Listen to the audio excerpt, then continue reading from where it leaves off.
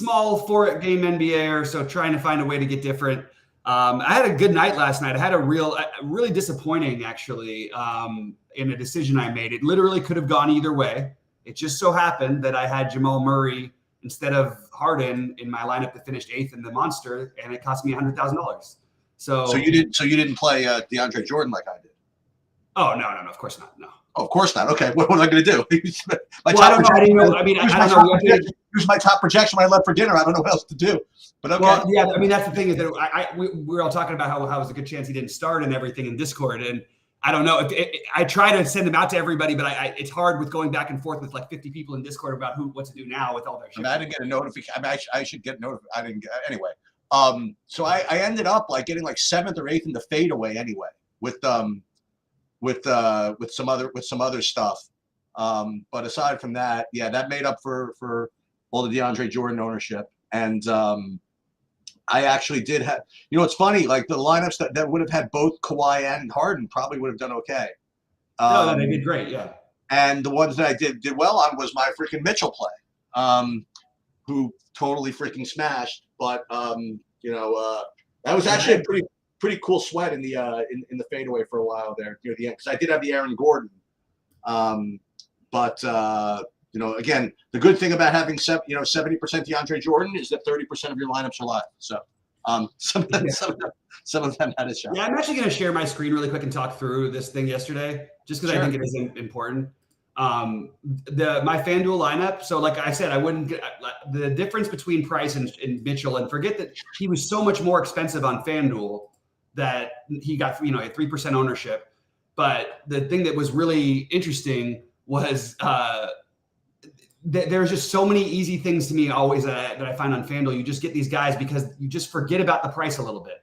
And the similar thing happened. Jalen Green was like 12% on DraftKings. He was 4.8%. And to get those two guys felt like I had a really good chance. The only thing that's frustrating is, and I was going to play, I have plenty of Harden and Kawhi lineups. I just happened to go with Murray in this build instead of Harden, and it cost me the win. Actually, it didn't cost me the win. It cost me second place, I should say. Oh, so this is what happened. So you're telling me that, I'm still good ownership, so you're telling me that like Watson started at the 5 or something? Is that what happened? Yeah, Watson started at the 5. Oh, okay. I had no idea. Idea.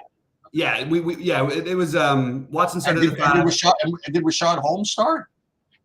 Rashad Holmes started. Oh, I see. I knew none of that. Okay. Yeah. And everybody had players left, so it was very easy to switch around. But it was one of those nights where I had to cancel my plans, actually, because I said, there's no way I had to be somewhere at 5:15. It's like, there's no way, or I'm sorry, 5. There's no way I'm going to be out of here till at least 5:15. I need to try to find a way to make all this work. So it was definitely one of those wait to see what happens with starting lineups thing that cost anybody who wasn't at their desk, unfortunately. And then Trey Murphy ended up starting also because of no Zion and no Herb Jones. He probably had his like literally nut low kind of a game. But I liked the process of just trying to get different in a couple spots or whatever. And I think on FanDuel, it's so easy to do that sometimes. It's just something I want to keep reminding myself. The biggest wins I've had on FanDuel, I know yesterday wasn't really a big win, but it was certainly on its way to being, is always the same things. It's always just taking these guys at just a seemingly different price point and where they're double-digit owned on one side and then they end up like basically unowned on the other side. So just a reminder to self, but it felt good to have a good night again, at least. Sorry about your DeAndre Jordan. I don't know what to do on those situations. Like, oh, this guy's starting, because there was like a bunch of different starting lineups. And do you want me to text you? I'm happy to do whatever. No, it's not your fault. I'm not saying it's anybody's fault. It's just, that's what happened. Yeah, no, I just was saying, I feel bad though, because I'd like to have gotten there. But anyway, we could talk about tonight. I don't think we're going to have, I hope we don't have as much weird late news tonight. It's only a 4-game slate, so we'll see. I'm sure there won't be. What's that? No, you know what? Tonight I'm actually going to be home, so there'll be no news. That's so there'll be no news, right? Yeah, exactly. Hey, everybody's got a chance to tilt about Jalen Brunson again today, I guess. Just completely, he's totally fine. What? I said he's just been totally good every time, and everybody still hates on it. No, I know. That's what I was going to say. Yeah, sorry, I didn't mean to cut you off.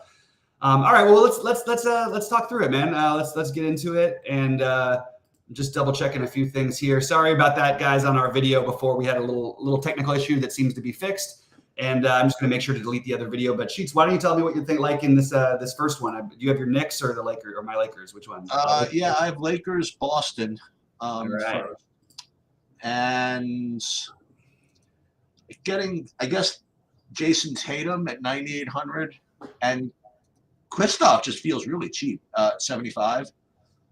Drew Holiday 63. I think all these look pretty reasonable. Mm-hmm. Anthony Davis 10K. Yeah, I mean the majority of the the values are going to come from other games. That's the thing. But if I had to pick ones from these games, it would be Tatum and Porzingis, I guess, and probably nothing from the Lakers. Yeah, I'm going to force. Look, LeBron, drama queen that he is. He put the clock after they lost the other night at 2:30 in the morning local time. He had the clock dwindling out, like the time ticking out emoji. Which there's a lot of people who think LeBron is about to be traded. I'm not saying it's going to happen. It's kind of a tricky thing to do, especially because I don't know, like outside of Miami, exactly what's the right fit. But obviously it's a possibility. I don't think it's going to happen today. We'll know before lock. In the meantime, I understand that 10-4 is not an appealing price and that we don't seem to have value yet. I think that LeBron is a really interesting play. It is the Celtics. He had the big game last year, the one time they played where he didn't get the call at the end. Narrative-wise, I expect him to be more aggressive, and I think he's interesting. So I have a little bit of interest in LeBron. Austin Reeves is second for me, and Davis is third. But I have interest in a little bit of all those guys. It's just a matter of trying to make it work.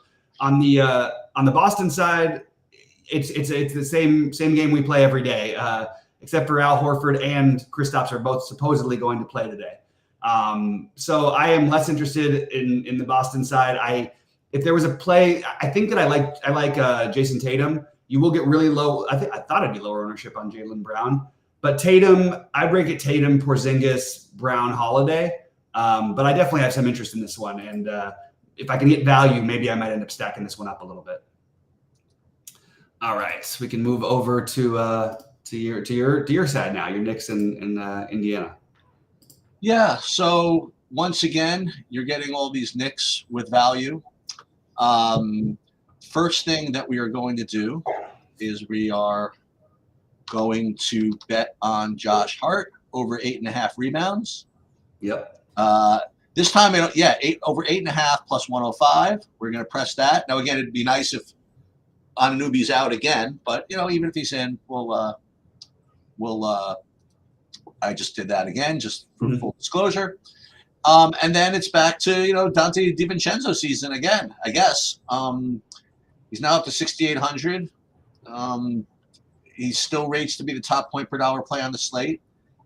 And then you have Jalen Brunson as well. So DiVincenzo, Jalen Brunson, Josh Hart, they rate as 3 of the top 4 point per dollar plays on the slate. On a short slate, makes a lot of sense to me. And then on the other side, Halliburton questionable. Says here he expects to play. Seems fine to me. Play a couple of the Knicks, you play Halliburton, and then find the value to make it work, I guess. Seems to be a good plan. Yeah, I don't Halliburton's definitely questionable, and I would be more leaning to guessing that he's probably not going to play. Oh, you think? Okay. Well, I'm sorry, not going to play, but I think he's completely unplayable. They pulled him in a tight game. He's got a very strict minutes limit. Oh, okay. I wouldn't be touching anything with him. Now they might lift it at some point, but against the Knicks on the road, it's not really like my favorite spot to attack anyway. And then you've got just all the Q tags that make it really kind of hard to tell what's happening. I will say that Miles Turner at 6,100 is just a little cheap. And I think you could make an argument for guys like Siakam, but I'm not getting to a ton on the Indiana side. The Knicks are really straightforward for me. I'm probably going to end up with most of my lineups with Brunson, Hart, and DiVincenzo. That's what it looks like here. Yep. Yeah, it's hard not to. The thing that I want to point out is like Grimes did have the game the other night, but like it's weird. His price didn't get raised enough, and if Anunoby sits again, he's going to be massive chalk. So you're going to have decision on that because he might end up like if there isn't other chalk that opens up, he may end up like way higher owned than he was before even. So it's just going to be a decision point we have to make against Indiana. It really depends on whether Anunoby plays, whether I'm going to get involved in him. And by the way, if Anunoby plays, I like him. So I'm with you on the Knicks side. I would love to find a run back that made sense on Indiana, but As of right now, I don't have one. OG. Okay. All right. Philadelphia and Utah. Well, I actually have Cleveland, Memphis. Oh, I'm sorry. Oh, as a matter of fact, Philly, Utah is not for like 2 hours after Cleveland, Memphis. That's so weird. On SaberSim, it's Philly, Utah is actually an hour before Cleveland, Memphis. Wow, that's weird. On SaberSim, it's pretty weird. Here, let me just show this real quick because I don't know. No, I can't anyway. That's really strange. I've got it as the 7 p.m. game on Memphis. I wonder what the sites actually probably important to find out what the sites have just before. Yeah, the Philly. Oh, that Philly. Oh, okay, that is so weird. They just got it mixed up right now on SaberSim, I guess. All right, sorry, you got the Memphis. Sheets. It's going to make it impossible for us if we start getting games posted in the wrong place on SaberSim, trying to go back and forth. All right, Cleveland. Well, you know what? We're smart people. It's only 4 games. I think we can figure it out. Yeah, I know. Well, it's just strange when they put the wrong time out. All right. So what do you got for Cleveland and Memphis? Well, all that's a real long intro to say I don't have too much in this game. Jared Allen, 8K, would do a top point per hour play from the Cleveland side. Memphis, Aldama, 5,600. It's going to be one of those. We have to play a bad not bad, but kind of a fishy $5,600 value maybe. Jaren Jackson, Aldama. Vince Williams is up to 6,400. Wow. This is definitely not my favorite. You go back to Donovan Mitchell, I guess. I mean, it's a back-to-back, so it's not the greatest. But there's not a lot. There's really not a lot to choose from. You know what I mean? I don't know. What do you like here? Yeah, it's tricky. Mitchell, they're probably going to. They said they were likely to play Garland on the back-to-back. Mobley's supposed to be back. It would be the time to sort of get away from Mitchell, but I still think he would make him a little lower owned and an interesting play. I kind of like the Lakers-Celtics game a little bit better for value, especially because everybody's coming back for Cleveland. Even though Garland was back last night, didn't really make a difference. On the Memphis side, believe it or not, a lot of it's going to depend on what happens with John Conchar. I know it sounds weird to say out loud, but if John Conchar doesn't play, it's back to loading up some of these other guys or whatever we want to call them. But Scottie Pippen Jr., some Gilliard probably, even Tillman. I know it's a really weird thing to say, but John Conchar does dictate a lot of it because they don't have that many other guys. They've got Hurt and that other guy they brought up who they can throw out for some minutes. But I don't know. Of their main roster, I think we kind of want to do something here. So I have Aldama, then Jackson, then Gregory Jackson, then I have Vince Williams, and then I have Jaren Jackson Jr. But it does feel like it's a little, I don't know. It's not the same thing as it was the other night. But if Conchar's out again, I'm going to go right back to Scottie Pippen, as I assume most will, and I'll probably take some shots on Gilliard. That's pretty much what I got. Okay. All right. What do you have in the so 2 hours later is a late night hammer. I mean, you get well, I think there's some interesting things you could do. First of all, from the Utah side, you get a little bit of mid-range value in Sexton. Okay, he looks pretty good there. If you want to go down to 3,700, if you needed to, Keontae George still exists in your lives, right? And then these other prices are pretty good. Collins 5,900 is not bad. Even Olenek at 3,900 is not bad. Markkanen, if you want to pay up, it's not bad. So I do think that all these Utah guys look good. And on the Philly side, I mean, they do. I showed Tobias Harris as like kind of the top point per dollar play, and then I get, Paul Reed and Tyrese Maxey, whatever. Am I allowed? I mean, is it legal to play Mo Bamba? Because I figured I would ask. Where did that come from? Oh, because of the thing. It's a 4-game slate. I mean, he's 4,500, so he's not really cheap. I mean, yeah, he's got, I guess, the upside. I didn't track that game the other night where they had literally nobody. Mo Bamba didn't play at all on the 30th. Well, that doesn't matter. Yeah, that one doesn't bother me. It's the 19th. He played 18 minutes. Like, even when he was playing without Embiid so far, he's basically never getting there at this price. I guess so. Yes, but he has never gotten there. But this is a kind of matchup where he could. I think it's kind of an interesting play, Sheets. I'm on board with it, actually, as a get weird play. Maybe we throw out some of the old stuff. Also, you never know, like, how, I don't know. Paul Reed, they have a lot of issues with him on defense, and they played terribly last time. So maybe they do come out with a little more Bamba. Maybe if you really feel like you have to play Keontae George, you leave 700 on the table, you put him in the utility, and then maybe go up to Bamba if you have to. Yeah, I think there's something to that. Like, sure, like get a little. I think there's a little bit of a Mo Bamba. I can see it happening. Paul Reed as chalk. I certainly understand. One thing is you either really going to need to have him or you really won't. Can go either direction. I love Tobias Harris. He'd be the preferred guy for me. I don't think there's anything unusual about that. And Tyrese Maxey, sign me up. This game should also play faster without Embiid. So those are the two guys who stood out for me. Were Harris and Harris and Maxey, assuming that Maxey plays, which hopefully we'll know, because if we don't know, then, well, I guess that means you get low ownership on him. Who's questionable? Maxey. Okay. And he hasn't been playing, so it's a legit questionable. But Keontae George, like, okay, people like this, okay, this and that. I will go back. We finally, after a long road trip with the Jazz, had to stop playing him, and he's been horrendous, like absolutely horrible. But the hold your nose play or whatever, Jordan Clarkson is actually, what the hell? He's getting 30% ownership. Get out of here. Get out of here. The guy has scored like 15 fantasy points, like 5 games in a row. What's going on? But in fairness, like you've been saying, we usually like to play him at home, right? I do, but like still, it's just weird to see his projection. When I thought people would be off of it, and like his projection would be down and everything. The Keontae George thing. I mean, look, there is no reason one way or the other that Keontae George or Chris Dunn should really rate ahead of each other. There is literally like nothing that's leading you to this. All these Utah guys that everybody talks about looking good, they look good for a reason, because they play 12 guys and they completely rotate the minutes outside of Lauri Markkanen. So I will just go out and say that I know we're going to have to use some of this value.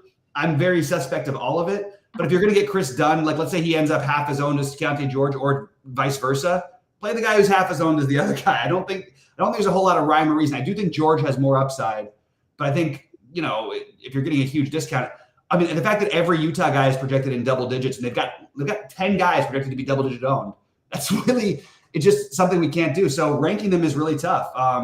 But I would play one of George or Dunn probably as the value. I would probably try to get to Markkanen, and I would definitely take some shots on Kessler.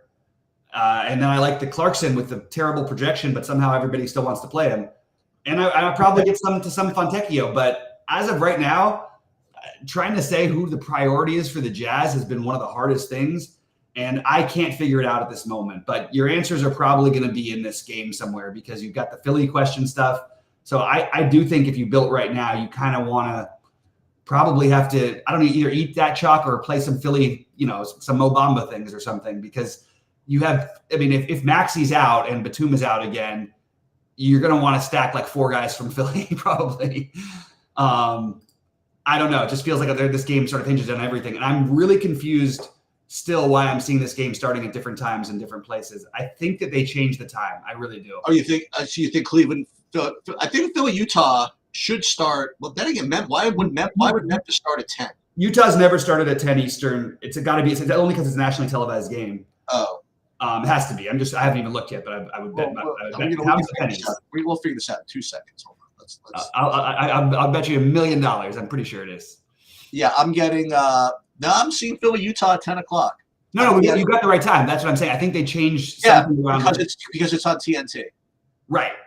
But I wonder if there was another TNT game. LA Boston is at 7:30 on TNT, and then Philly Utah is 10 o'clock on TNT, and Cleveland Memphis is at 8 p.m. according to ESPN. Well, that's at least a little bit reassuring, because we'll get to know what's happening hopefully a little bit earlier with Utah and Philly, because that's where you're going to dictate the slate. I have Philly as a whole. Philly, I love Harris and Maxey, assuming they play. Reed would be third for me. And on the Utah side, I just have Utah with a big question mark right now. And I'm going to see how my builds look. I'm going to post it in our premium Discord and then figure out what I want to do with the Utah side of things, because I am very suspect. At the same time, I know at least 2 of these guys are going to get there in a big way. And you kind of need value on this slate as of right now. All right, so here's a quiz. So I just ran a sim over here, 50 lineups.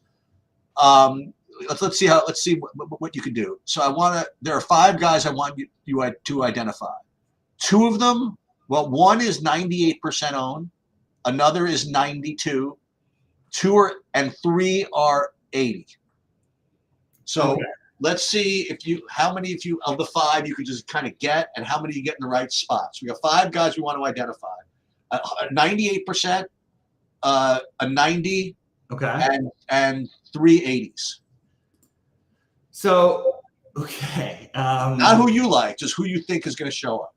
All right. So DiVincenzo would be my guess. For what? For the 98? For one of the 90 pluses. Okay. And Tobias Harris. You think he's another one of the 98 or 90, you mean? Feels like they would have him out the outside. No, let's go Jalen Brunson, the other 90% guy. Okay. Tobias Harris, or no, they're going to have to use Keontae George, or I guess it'll be Keontae George. Which so you've mentioned 4 names: Harris, DiVincenzo, Brunson, George. Right, but Harris I expect to be slightly beneath them ownership wise. Okay. And there's a fifth guy. The 5th one. Oh my! And I'm not telling you whether you're right or wrong. Just give me a 5th guy. No, I got you. I think it's probably Kelly Olynyk because of the pricing. Dude, that's really, really good. That's really, really close. So you got 5 of the 6 guys for openers. Okay. As you picked 5, you got 4 of the 5, and the one that you just missed was Olynyk. Like Olynyk is just below. Like Olynyk is 60. The guy at 98 is Tobias Harris. I'll show you, right? I'll put up here. Yeah. Was Tobias Harris, then DiVincenzo at 90, then Brunson 85, Keontae George at 80, and then Hart was the other one. Right. So Hart was the 80. So this is what you'd be getting to now. I got to tell you, Tobias Harris at 98% really would scare me. But again, you know what it is? It's like it's complete biases. You know what I mean? But it's not going to matter though, because you're going to have 4 guys in that later game in most of your builds. So you can always swap around if Maxey. You know what I mean? I would just rather have Sexton. You'd rather have said. Oh wow. Okay. But the thing is, it's like it's stupid because I like Sexton more than Harris in general, but Sexton has a full complement of players he's got to compete with. Right. And you never know when that 20-minute game is coming. Right, where Harris has nobody on the court. Right. But unless Maxey plays, then you could argue with Maxey. Right. But I mean, Harris, we've seen it consistently lately has just with Embiid gone has been really. I mean, I don't mean just lately in the last few games. I mean, like literally every game Embiid's missed, he's been pretty good other than one. But I kind of like my natural instinct is to agree with you. One thing you could do to get totally different, make it this is the perfect Kelly Oubre environment. Okay. Like we haven't seen it in a while. He's 6,500 versus Harris is 7K. Why can't he outscore Tobias Harris one time? I think it's possible. It's not my favorite thing in the world to do. I'm just throwing it out there.